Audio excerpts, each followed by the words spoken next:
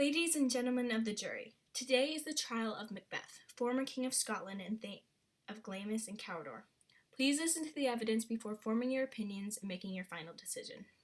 Macbeth was once a man of morals. He struggled to come to terms with the fact that he was thinking about killing the king. He argued with his wife over whether or not they should do it. However, he let his longing and desire overcome him. He murdered the king in his sleep while he was a guest at his home. Macbeth murdered an innocent man just so he could become king. To further convince you of the guilt of this man, he hired assassins to murder Banquo. Macbeth remembered the prophecy of the witches and how they said that Banquo's sons would one day become king. Out of fear and paranoia, he hired assassins to kill him, just to ensure the throne in which he only possessed after he murdered the previous king.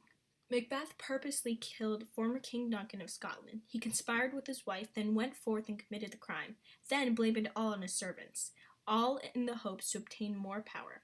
And I quote, "I go, and it is done. The bell invites me. Hear it not, Duncan, for it is a knell that summons thee to heaven or to hell." End quote. Here he states that the deed is done. He murdered the late Duncan to steal his position as king. Any previous morals he once had are gone and overcome by greed. To further prove his guilt, I will be providing a map of the whereabouts of Macbeth and the victims at the time of the crime.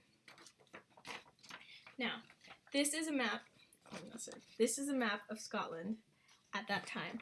And this is where Macbeth's castle was when Duncan came and stayed over. As you can see here, the blue is King Duncan and the red is Macbeth. They were both at his castle at the same time. Since he sent himself on a path of treachery that will be constantly plagued by hunger and thirst for power. After becoming King of Scotland, Macbeth begins to plan his next murder. The victim is Banquo, a friend he fought in the war with, but is threatened by because the witches claimed his sons would become future kings.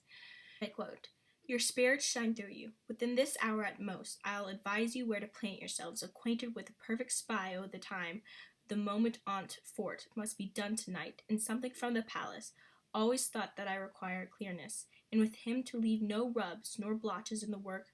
Fleece, his son, that keeps him company, whose absence is no less material to me than his father's, must embrace the fate of that dark hour. Resolve yourselves apart. I'll come to you anon." End quote. Here Macbeth displays his fear. Not only does he have Banquo killed because he's paranoid of his sons taking the crown, but he also fears the man himself. He is the only man Macbeth fears, and he wants him gone. Macbeth eventually becomes so overzealous with power that he completely brushed off the passing of his wife. She should have died hereafter. There would have been a time for such a word. Tomorrow and tomorrow and tomorrow creeps in this petty pace from day to day, to the last syllable of recorded time, and all our yesterdays have lighted fools the way to dusty death. Out, brief candle, life's but a walking shadow, a poor player that struts and frets his hour upon the stage, and then is heard no more. It is a tale told by an idiot, full of sound and fury, signifying nothing." End quote. His attitude has completely changed from the admirable man he once was. His ambition has evolved into his biggest flaw and corrupted him. He has lost everything that he once held dear and acts as if they mean nothing. Now all he cares about is power, and ended up losing. His attitude has completely changed from the admirable man he once was. His ambition has evolved into his biggest flaw and corrupted him.